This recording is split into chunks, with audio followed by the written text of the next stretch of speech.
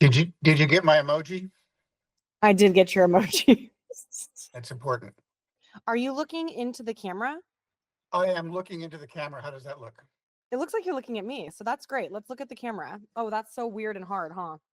It's kind of weird now, but we'll get used to it. Now, have you noticed something different? You have new glasses? I have new glasses. Those are great. These aren't new, actually. These are old, and these are just the reader glasses that you get, off the rack in the drugstore. Yeah. But they help me see up closer, so I can see about 2 feet away, much better. But beyond that, there's not much of interest to look at. So Sorry, I can't focus as I can't look at you. you're not supposed to look at me. You can look at me for a little bit. Well, that's wild. Well, hi, Dad. Hi, sweetheart. What's going on? We're just doing a little weekly check-in. I think I found a song. You know how you and I have our song together? Yes. Do you want to tell the people what our song is? Well, it's not the Amanda Keys version because that's like 14 bars of no singing. And Wait, so Amanda Keys. she did a cover of Oh, that's Alicia Keys, bro. this. This is her sister Amanda I'm talking about. She Oh, the lesser known do you artist. the lesser known The art. Do you SoundCloud know nothing about pop culture, Elizabeth, from the 80s or 90s? rapper. No, I don't. I You're, love you, baby, you're and talking if about, it's I think you're quite talking all about right. That's Macy not our Gray. song. What is our song? That is our song, but it's Macy Gray. Oh, Macy Gray. I am such a mess. Wow, in my full True Detective low pony phase. Hey, really quickly, it's not Macy Gray. It's Lauren Hill. It's Lauren Hill. Well, anyway, don't choose that for your next wedding song because it took us forever. We were going to wait till the lyrics kicked in before we started dancing, and bar after bar after bar, and I've never passed a bar Yeah. um, of just instrumental, and we stood there even more awkwardly than two people could stand next to each other while 100 other people are watching, waiting for them to dance poorly. Oh, well, okay. So a little bit of context. My dad just described our father-daughter dance at my wedding. I thought it was darling. The speaker stopped working, or I didn't plug my phone in properly for the song to play through, so it kept cutting out. And my Yeah, favorite, this was a high production value wedding, is what you're. I just wanted to insert that. it was a great time, but I think the sweetest part of our father-daughter dance was when it kept cutting out. You and I sang it instead, Oh yeah, which I thought talk. was sweet. But it's funny that you bring that up because when I picked Billy's song, I thought to myself, this is what we'll dance to at his wedding. What song did you pick for Billy? Okay, hold on. You know I'm not good at music. I had to take a screen grab of it. Um, it's old. It's Oh, where old. is it? I texted it to you. Dang, I should I, have saved that. It is uh Baby I'ma want you. Baby I'ma Baby, I need need you. you. Yeah, Da-da-da-da-da-da-da-da. yeah. That's from the 80s, I think. Maybe it's I, the band is Bread. yeah, Bread. Yeah, maybe 70s. Anyway, some of their songs I really like. They got kind of overplayed on the radio, so um, we got for songs that got overplayed on the radio.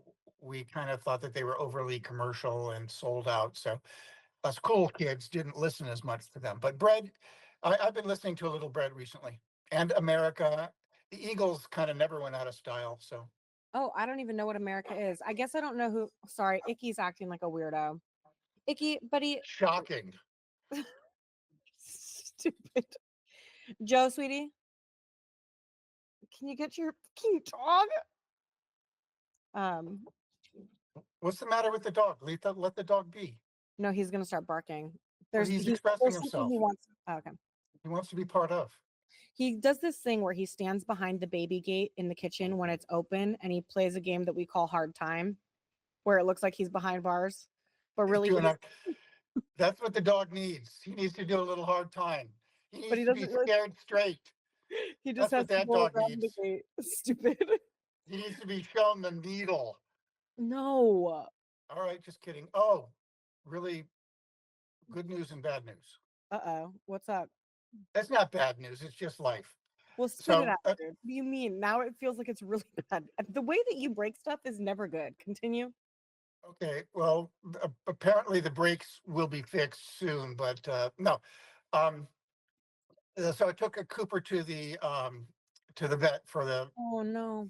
semi-annual checkup. Nothing bad. I got an email that said he needs a bunch of vaccinations and they need to make a bunch of payments to their kids' tuition. So they invited me in to conduct both of those transactions, and he got updated and stuff.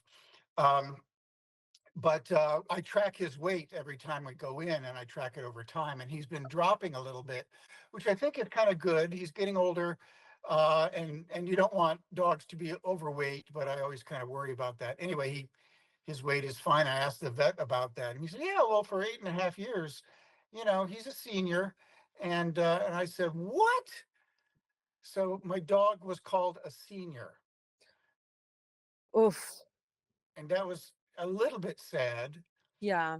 The upside is we've been Amelia and I've been thinking about the next breed of dog that we'll get after Cooper dies. No, what the heck? You guys are you don't talk like What? that.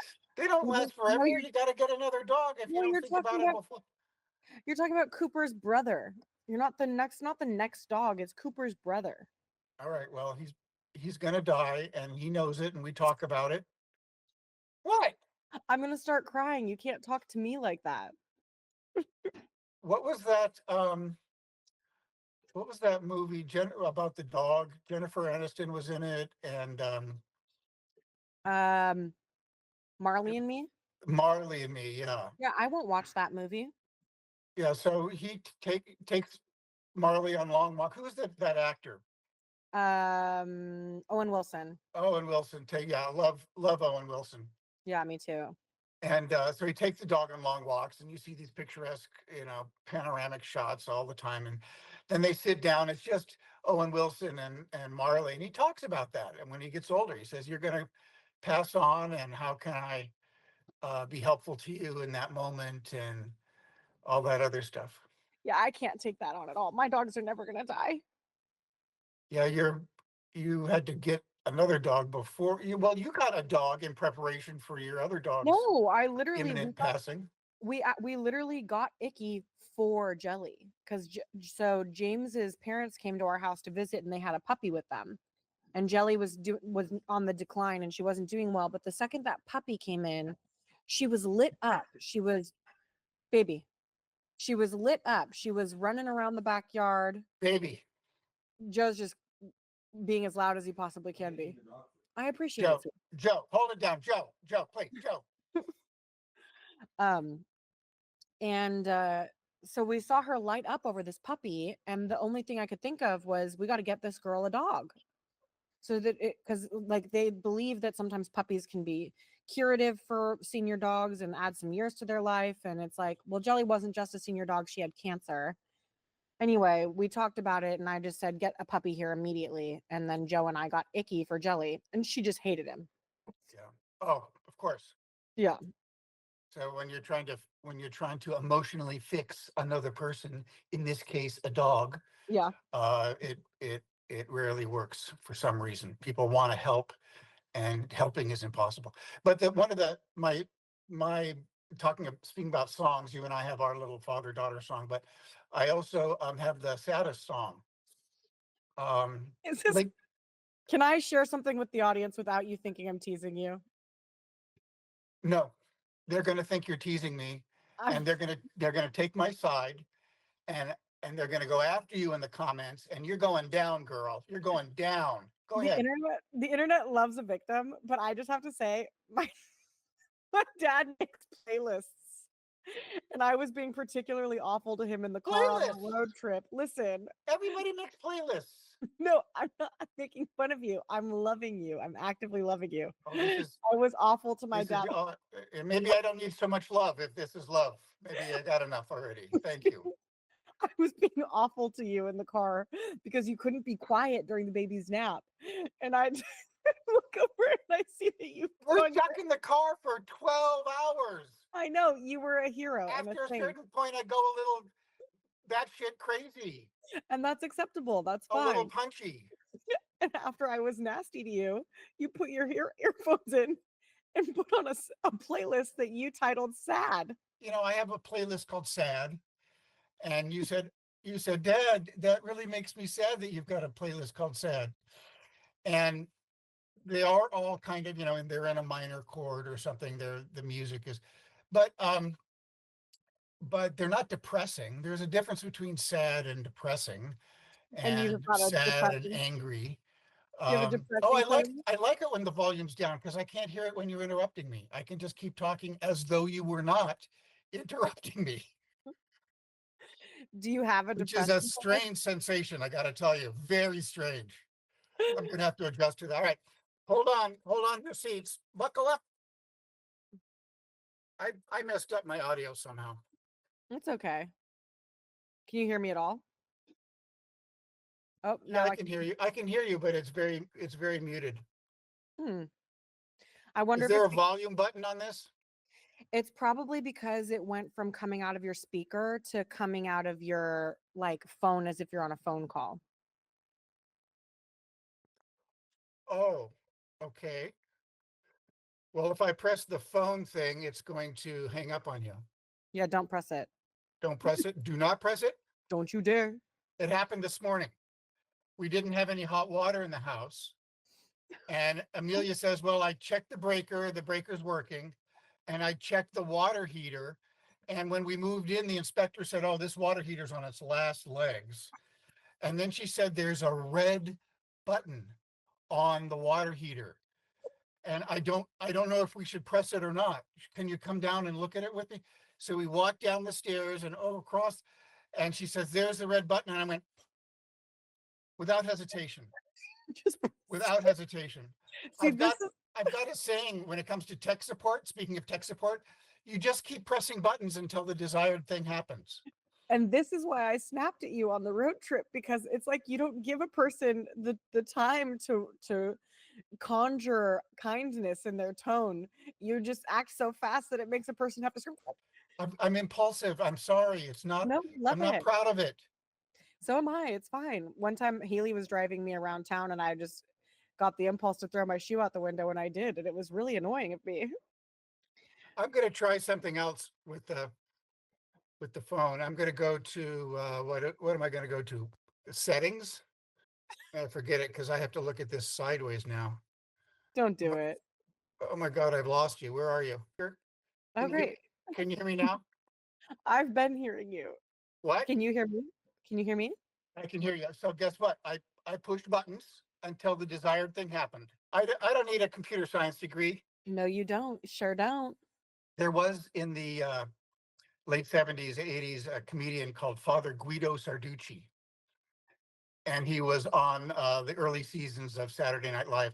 There are a lot of really interesting documentaries and movies and articles coming out around Saturday Night Live now because they've hit their 50-year anniversary. And if I talk like I saw the first few seasons, which I did, um, then now I'm labeled a senior, just like my dog. And in your mind, you're starting to pick out other breeds of fathers to have after I pass away. Yeah, But well, it's something we'll talk about. Your replacement father. okay, we can talk about the go shop early, avoid the rush. Here's the deal. Father Guido Sarducci said he had a 10-minute university. He said you don't have to spend 4 minutes, 4 years at college because after a few years you forget everything. You only remember one or two things: economics, supply, and demand. Full stop. That's all you need. Oh, good. Yeah.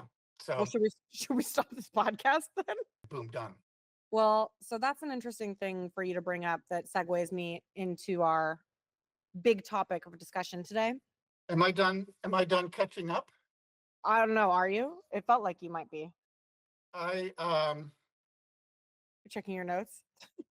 I did write notes. This is all extemporaneous. I've got a list of my extemporaneous things. You told me not to prepare. Oh no. Yeah, and so You prepared. I prepared. Here's a coincidence, and I'm big on coincidences, right? Yeah, but let me explain this to the audience. That's an inside joke between me and my dad because he's constantly finding coincidences that are like just not. He'll be like, I was thinking of the word the, and then I drove by a newspaper stand, and what do I see? The New York Times. Crazy They coincidence. don't, Elizabeth, you just lost a ton of credibility because they don't have newspaper stands anymore. But here's something that did happen. On the radio, they're talking about dogs, and I'm driving by, and the word dog wash was mentioned on the radio. Boom, I see the sign, dog wash right there. And you go in and get your dog washed. Okay, we're living in a simulation. I buy it. And so Billy, my grandson, Mm-hmm. who has been scientifically proven to be, and they were able to remove all subjective measurements and replace them with objective measurements. He's the cutest baby on the West Coast, if not in the entire US. I totally agree. And so he's got a full head of hair, and his daughter says, my daughter, his mother says that she doesn't put product in it, but it stands straight up. It's gorgeous. And I think, Elizabeth, let me know if this is true. Did you have the baby because you thought it was that time of life and it was another layer of commitment you wanted to make with your husband? Or did you just want something to dress up in fancy clothes? Okay, so it's a little all of the above, but mostly, and this is kind of dark. Well, there's two things. One is I think about what I want in life and where do I see myself at the end of my days. And I would like to be a grandmother. And I would like to be surrounded by family. You and I kind of have spread apart family. We have more chosen family than we do biological family.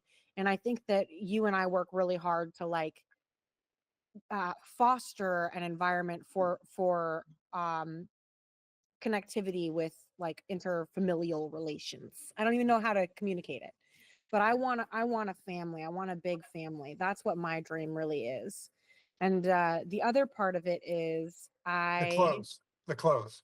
that's the third part. The second part is back to the dogs. I don't know how to survive losing them. And so part of me wanted to have something that has to survive losing me. Anyway, speaking of clothes, look what I found on my desk. Oh, These are Billy, Billy's socks. And tilt it down because your light source is glaring on it. There you oh, go. so so I was with you for 2 weeks a week ago, and got to hang out with my grandson, and his clothes are impeccable, excellent taste. Half of them are from Amelia, the Yeah. other half are from beneficiaries here and there. Hmm. But I just love, if you look at a sock, a little baby sock, you just can't help but sigh, and your heart just grows a couple of sizes larger. So I brought him home, and then I had this glass case that I wasn't doing anything with, and so I put him in there, and it's almost kind of creepy. It's like No, it's like Billy is a museum piece or something. I like it. So You're just gonna wear them. I'm gonna wear the socks. I'm gonna Well, accentuate my head flaps. Did hold you just on. yawn? Are we Yeah, I'm keeping you up? tired. I have a baby. By A the tiny. way, honey, so so how come we're not talking about this 2 week trip we took? We can talk about the 2 week trip we took. This was an amazing trip. Yeah. Do you want We to give some backstory on it? well, So you and I, I'll set it up. My dad had planned to come and see me and the baby just to hang out. And then it just so happened to work out that Joe got a job and he was going to be gone working out of town. So my dad was going to help out in that capacity. And then all of Los Angeles caught on fire. all of Los Angeles. All of Los Angeles caught on fire. Some bad actors, which is, I think, a very nice way of referring to fucked up people, were setting fires as well as to contribute to the wildfires that were happening, which is particularly insane. And all while the Santa Ana winds are blowing at 100 miles an hour. yeah, And if you're a firefighter, you don't fight fires at 100 when the wind is blowing 100 miles an hour. You observe the yeah. fires. You cannot fly an airplane in that kind of weather, and you can't stop the blaze from spreading in that kind of environment. Anyway, go ahead. No, I was gonna say the fire department chief or whatever came on 60 Minutes, and he said it was like fire snowing from hell. Huge. Fires snowing from hell. Well, he said it a little bit more poetically than I just That's did. why that's why he's a local correspondent instead of a national correspondent. Yeah, probably. 'Cause he Anyway, my dad and I stepped outside and I was like, it doesn't smell right out there. My chest hurts. Like, this is weird. My dad took one step outside. He said, it smells like burning plastic. We're getting out of here. Um, wow. Oh, God. You know what's really the worst? When you're already having like a really bad time and then you see yourself. You're like, oh, it is that bad. You do look like Krusty the Crown. The Crown. I'm fine. I'm not fine. We're leaving LA because it's on fire. And I know that we're lucky because my house isn't on fire. But I'm really scared. And I have my car full of my baby and my dogs. And I've been alone because my husband's out of town for work. And I'm scared. Anyway, evacuate with me. So we went to a hotel in Santa Barbara, and then I said I can't have my dogs in this hotel because they're stupid. What was the word you used? Untenable. Oh my fucking God. It's nap time, bitches. That's not actually the time. The clock is wrong. Untenable. It was untenable. Online, the hotel looked really nice. The hotel But was nice. it was nice. But go outside of the hotel, And you're on the freeway. it shared a parking lot with a Mexican restaurant, which I ate at 3 meals a day. Yeah. It took me another 3 or 4 days of bananas and nuts to get my lower GI settled out. I love Mexican food and being in California. But then also next to the Mexican restaurant was an adult toy store. Yeah. I forget the name of that. It was like a But film store. They tried to give it like a health and wellness title, but it was still an adult film store. an adult, so seniors really appreciate it, like myself. But then in between the Mexican restaurant and the adult were a bunch of gang members Mm. hanging out on the I mean, they had like the prison tats with the They also teardrops tat. they might have just been SoundCloud rappers too. You can never tell these days. True, true. I was profiling. They could just be content creators like ourselves You that caught me red-handed. Guilty. You know, there's an acting exercise that people go through, or and writers will do this too, and that's where one scene partner is in on a secret, but the other scene partner is not in on the secret. Anyway, so there's like one of the scene partners, is maybe interviewing people for a job, and then the yeah. job candidate comes in and is unaware that they smell like really bad, completely unaware of their body odor and their stench. And Me so the job postpartum. interviewer is trying to like not say anything about it. And those lots of situations like that. But that's kind of what we had. Elizabeth is such a good mom. She stays on track. She educates herself on different sleep protocols and what happens here, and then sheer survival. With the baby's asleep, you want to keep it asleep. So there's this really, really, rigid schedule that in a peaceful, calm environment is hard to maintain. But pack all of shit into a small Tesla with two out of control, Whoa, whoa, dysfunctional whoa. Oh, dogs, whoa, whoa, whoa, whoa. and They're then not out of control wow, and then dysfunctional. what? And I call them suicidally stupid. They're not dysfunctional. so that's the situation. But whenever Billy's awake, you have to pretend like everything's okay.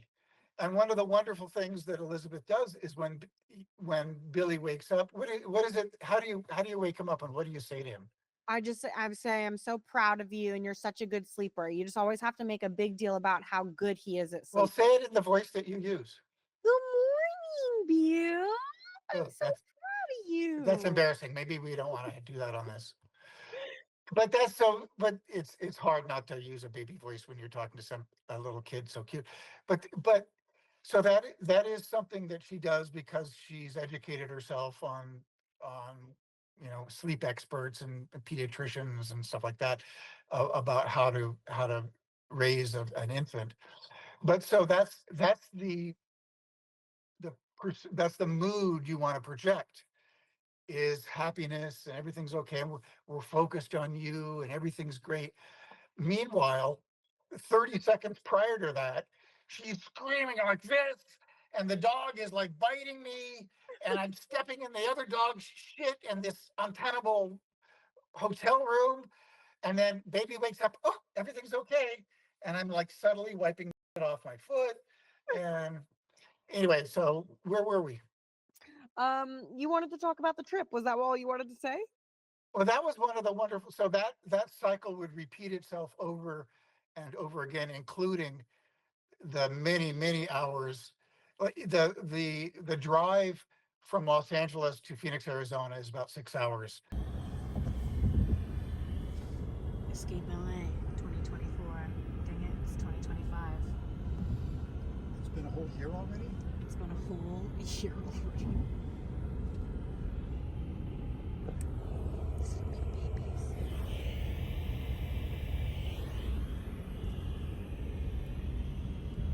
And Yeah. a lot of people can make that, but we had to stop because we're in a Tesla, and every 90 minutes you have to stop for like 20 minutes or half an hour for it to recharge, and then you got to find where it is to recharge. And Elizabeth is like really stressed that Billy's about to wake up, and she starts pushing buttons, and she's okay. There's a charging station, and we go off from this big road onto a little road, and we start winding up this little mountain pass, and you look over the edge at the cliff. Uh, is it was And then the baby wakes up, and then you have to be cheerful. Yeah. So that happened over and over again. One time, um, there was a little bit of construction.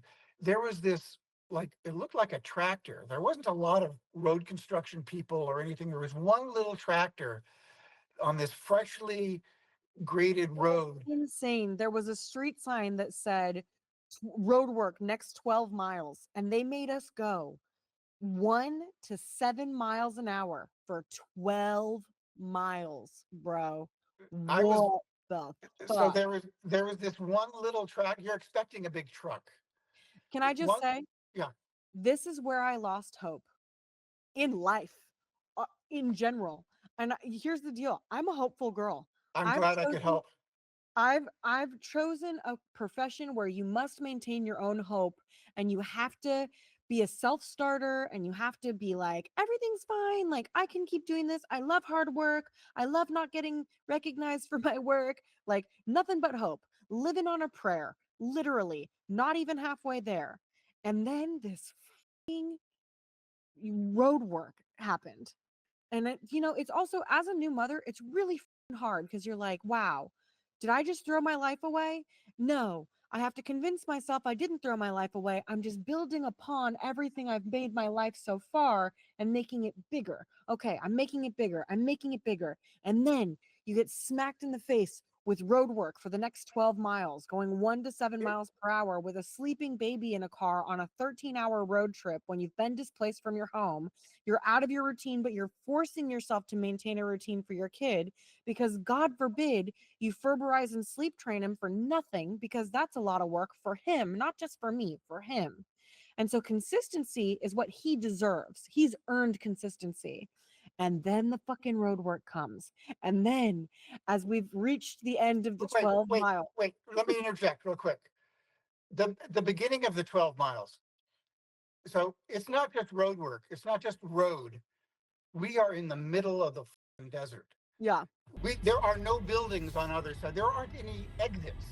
no, you're For as stuck. far as the eye can see, you're on that road, and no matter what happens, you need that road to get to whatever else has to happen. So desolate, lonely, out there, and off in the distance I see this doesn't look like a road construction piece of equipment. It looks like the kind of a tractor you'd see on a farm, and it's going along the side, and I think it's smoothing out a little bit of the freshly laid asphalt or whatever, and it's kind of weaving a little bit off to the side. I guess it's brushing off the excess blacktop onto this side of the road. Behind that tractor is a sheriff, a cop. And if a cop wants to stop the traffic on a freeway, they weave back and forth. And that's the sign for everybody that says, don't pass me. You've got to stop. And so we're driving along, we're slowing down, and I see this cop sort of off to the side, and he looks like he's going to merge in, and I'm a nice guy. I let him merge in. We were the first car in front of what must have been a 17-mile backup, Like we because were I was almost so out of nice to let Dodge. this guy in. And it's not just whatever, how many miles it was, 12-mile thing. We have to watch this guy going at 1 to 5 miles an hour, weaving like this in front of us. Billy is asleep, and we want to keep him asleep. And Elizabeth is on edge, as every mom is. 100% of the time. If you see a mom that can put two sentences together, she deserves a Nobel Prize. It is such hard work being a mom. And so I've got my earbuds in and I'm dancing quietly No, dancing to myself. no, because you had your earbuds in, you didn't know how fucking loud you were being. He's pretending to drive on the steering wheel, so he's making the loudest, like. Okay, but I wasn't Sounds like singing out. I wasn't trying to sing along with with. he might as well have been who's the drummer from Journey or something like. And I I was had to doing be like, shut the fuck up. I was doing air dancing. The loudest person. I was doing air drumming. It's a thing. I was doing air drumming. Finally, finally, the sheriff pulls off. I couldn't help myself. I went, It starts clapping. the loudest clap ever, and I'll let you finish the story. And I just started beating the shit out of you from the back seat, screaming, stop, stop. Billy wakes up with my clap. Yeah, duh. So Billy woke up with the clap, and then I just started silent screaming and then actually screaming. By the way, may I mention the number of times I've woken up with the clap? But it's completely different. I'm again digressing. Go ahead. And no one says, I'm so proud of you, Chris. They should. They should. If you got the clap, at least you got laid. Oh my God. If that's inappropriate for a father-daughter thing, I guess. No, I guess there's a son mother podcast where they talk about sex, which I'm just like horrified by, but I should check out because I hear it's great. Anyway, It's just, yeah, go ahead. the Social point, media. Social media. Let's say bad things about it before we even see it. um, so we've diverted off topic, but I think Did we what ever I have a topic?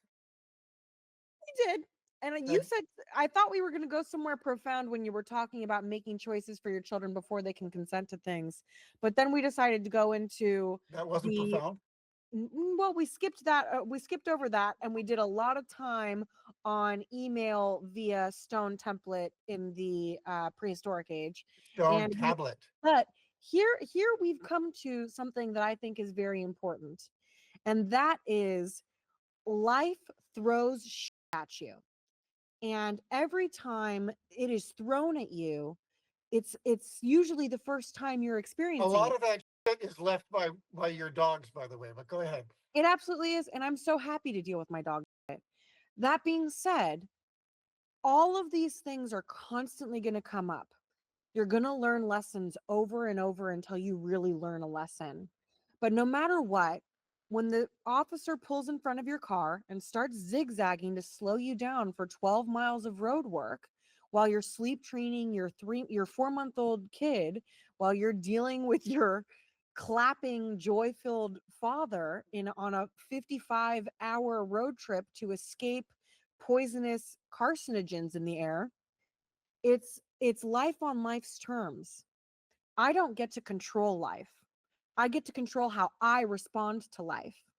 And in that moment, when I started beating the shit out of you from the back seat because you woke my So son up, let me stop you no, there. no, let me no, don't. In that moment, I was nasty to you. And in retrospect, and immediately after, I felt like shit. And that was my choice. It was my choice to snap at you. It was my choice to feel hopeless, even though I'm on a road that I have to just keep going down and I have no other choice. I have to accept that these are life's terms right now, that I love my dad. And I'm so fucking grateful that of everyone in the world, he's the one that swooped in and saved us during the fires. And that we got to have this absurd trip from Goleta to Santa Barbara to Arizona to stay with Joe's mom to try and save a little bit of money while being able to walk the dogs and get the baby outside of the house so he can roll around while there's the whole world's on fire. Oh, we did The not save money, but yeah, I hear you. the bottom line is you can choose how you respond to life. You have to accept life on life's terms. And if you don't accept life on life's terms, you're irritable and you're discontent because you can't control it. All you Can do we is stay on that point but dig a layer down? Because sometimes people will have shorthand for a very, very complicated concept. And when you say you have to deal with life on life's terms, I think we've done a pretty good job of illustrating what that means. But what if you can't choose? When you were beating the back of my head after the bleeding stopped, you felt guilty. Could you control that? hold Could you on. Hold control on. He wasn't bleeding. He was looking for attention. He wasn't bleeding. if you get a cut on the head, it bleeds a lot. But you did not Don't be get cut on the gaslighting head. me. I slapped you in the arm. But here's my point. Life on life's terms. I get it.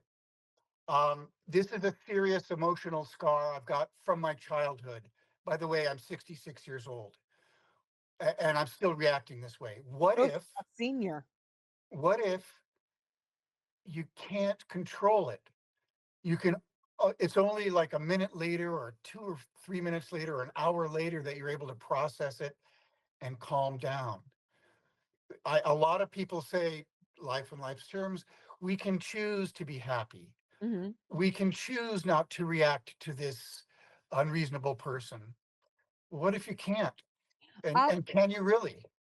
so I think you can, but I think it takes a lot of work. So something that I've noticed about myself is I know I don't like my knee jerk rage response. I know what my rage response feels like in the moment. I know what it is. I know what it feels And, like too. and then in stupid. And then a moments later, I know I don't feel good because of the choice I've made. So now what I try to do in self-reflection is when I feel that rage response, my first reaction is to think of it differently. Oh, my tea kettle's going off. My rage response is the tea kettle woo, blowing a whistle. And all I need to do in visualizing my rage as a tea kettle going off and the whistle is I need to turn the tea kettle off. That's all I need to do. So I give, and with time and practice, I get that pause, right? So if I turn the first knee jerk reaction, like, oh, I'm enraged, to, okay, let me take a second and visualize the teapot and turning the teapot off. Now, all I'm going to worry about for the next, 5 weeks of dealing with my rage state is identifying when I'm in rage and just pausing and not responding. All I'm How going do to you do is pause? pause. How are you able to identify the teapot going off and slip in the message, oh, turn the fire off under the tea kettle? Well, it's a visualization thing for me. I literally think, oh, rage is brewing. Turn the tea kettle off. So yesterday, for example, when I accidentally posted Billy's penis on YouTube, I had a rage response. I was livid. And I was so mad. And when I get mad like that, I can make it Joe's fault. It's Joe's fault I posted Billy's penis on the internet because Excellent. I'm doing too much. Excellent. And that's crazy. So instead of saying I identified the feeling, I'm freaking out. I said to Joe, I said, I'm having a hard time right now. I'm freaking out. I need help right now. And he said, okay, what can I do for you? And I said, can you please make me breakfast? Joe made me breakfast. I handled the business I had to handle. I accepted life's on life's terms. I deleted the video from the internet. I went back into my editing software and edited out the clip of the penis. I re-exported it and I uploaded it and I put food in my body. So I wasn't 100% perfect in how I dealt with that because I did lose it. And then instead of allowing the losing it to take over the rest of the day and me to attack Joe for not being helpful enough, and if he had just been more helpful, I wouldn't have leaked my son's penis on the internet. That's not true. None of that's true. Yes, I am overstretching myself. And whose choice is that? It's mine because I do have a support system. So, in visualizing the tea kettle going off and remembering I don't feel good after I hurt the people I love, I stopped and I was still in the rage state because I can't eliminate the rage state. I was still in it. But instead of acting on it, I just let it be. And hopefully, next time this happens, I'm a little bit quicker to A the little inhale, bit. exhale, just Yeah. a little bit.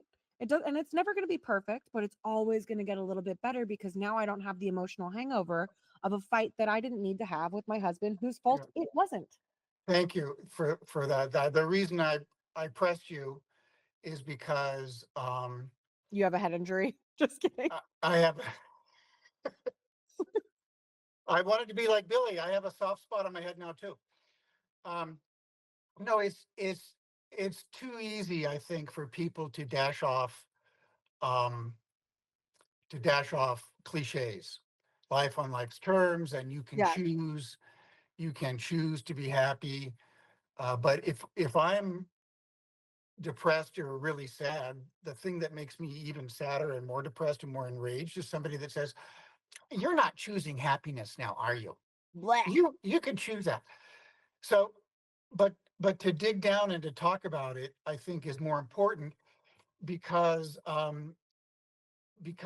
it's very, very complicated, and at times it may not be ever removed. A less personal example could be a rescue dog. For example, Annie, Amelia's sister, got a rescue dog, and it was very, very scared of any human. And Annie would lay down on the floor on her back, so non-threatening, and wouldn't ask the dog to come there or anything, just be non-threatening. Dog is loose in the living room, and she puts a treat sort of a little further outside of her reach. And so the dog walks a little closer. And a week later, the treat comes a little closer and a little closer, and finally gets on her chest. Um, it took months for her to go through this kind of exercise. Talk about somebody who deserves the Nobel Peace Prize for helping rescue dogs. But that rescue dog now trusts Annie, and they're the best of friends. And that rescue dog is quite wonderful to be around, unlike your dogs sometimes. Stop it. You love my dogs. Only, okay. But the point is, something bad happens. Somebody claps really loud, like me, and that dog could get triggered. A lot of people who've experienced a childhood trauma, uh, if they're lucky, they have the resources to process that in their young adulthood, and then they've got a few tools in their emotional toolbox in their late, their later years, and they can use those tools to give themselves some perspective and to calm themselves down and to provide a reasoned response to a situation rather than a reaction. But it takes time. It never goes away. And to just say life on life's terms, um, choose happiness is is not insightful to me or interesting to me because it's a falsehood. It's oversimplified, and it takes time. Yeah. Um, um, ADHD is another example where, um, highly successful people who have well compensated jobs that require lots of concentration on exactly what they need to do. It's a shock when they say, I've got ADHD. How can you do this job? And they say, I'll tell you how I do this job. I'm fucking exhausted. At the end of the day, I work so hard using all of the tools I've learned over the years to manage this condition. At the end of the day, I'm fucking exhausted. That to me is the real interesting uh, insight. That sometimes talk about life on life's terms. Sometimes you can't deal with life on life's terms. Sometimes you. Another corollary might be the perfect mom versus the non-perfect. Moms like you, if they screw up, sometimes some moms feel really guilty. Oh, I Hmm. didn't follow the protocol, or I didn't do the right thing, or oh my gosh, I didn't read this article about kids and stuff, and they beat themselves up. Perfection is impossible, Agreed. and and so and so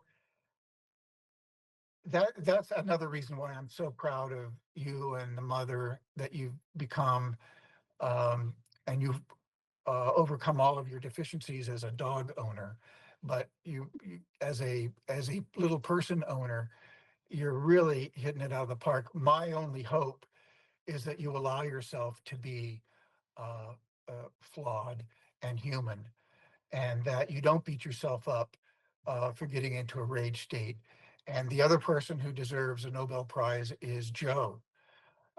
If he can hold it together for those moments when you are throwing pots and pans at him and screaming that everything is his fault, if he could hold it together for those 90 seconds without firing back, he deserves the Nobel Prize too. The So, demon in my brain is constantly screaming at Joe, just let me be an asshole and you'll win. Because I feel bad after I'm an asshole.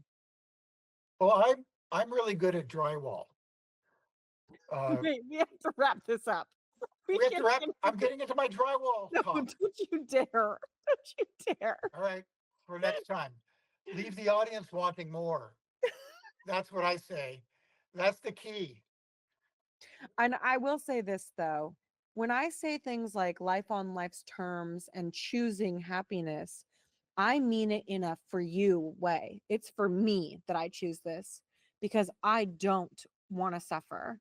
It's for me that I choose to do this work because I want to enjoy this life I'm living. I don't want to suffer through it. And the truth of the matter is, and this is going to be dark, and I don't want it to be overwhelming to hear, but I am too to do anything but live this life. Can't hurt myself and remove myself from the conversation early. So, what I am willing to do is this self exploration and having these conversations and finding the pause for myself so that I don't feel bad because of my own reactions. And so, And what would you prescribe for yourself? You'd prescribe for yourself regular exercise, healthy yeah, diet, yeah. lots of sleep. Guess what? You can't do that anymore. You've got a 4-month-old kid. You can't get regular sleep. And so that's why, you know, so life on But life's that's terms. well, that's the other thing, right? So that is my life right now. And so I accept that. If I spent more time fighting against the status of my life, I'm not working towards feeling better. I'm stuck in this narrative of victim of helpless victim. And the truth is, I am not helpless. Yes, I have a 4-month-old. And guess what? I slept last night. Yes, I have a 4-month-old. And guess what? I went to the gym for an hour. And before I went to the gym, I used to wear him on my body and I'd go for a walk around the block. It's And it's before I could funny. go, like It, there's options. there, I've somebody told me, I read this once. Um, there are some prisoners, um, Could do who drywall. do drywall. Yes, that's where I learned to do drywall, is in the vocational education, in the pen, in the Who Scout. But they say you can't imprison my mind, if I completely surrender. I I I don't want to be a prisoner of my whole life, but I'm going to embrace it, and I'm not going to focus on it. I'm just going to be part of it. And another corollary to that is soldiers in Mhm. combat who just say, the reason I can function is because I'm assuming I've already been shot and killed. Mm. I'm assuming I'm already dead. And so that's my baseline. And I'm gonna start from there. When they come home, they're very fucked up, of course. But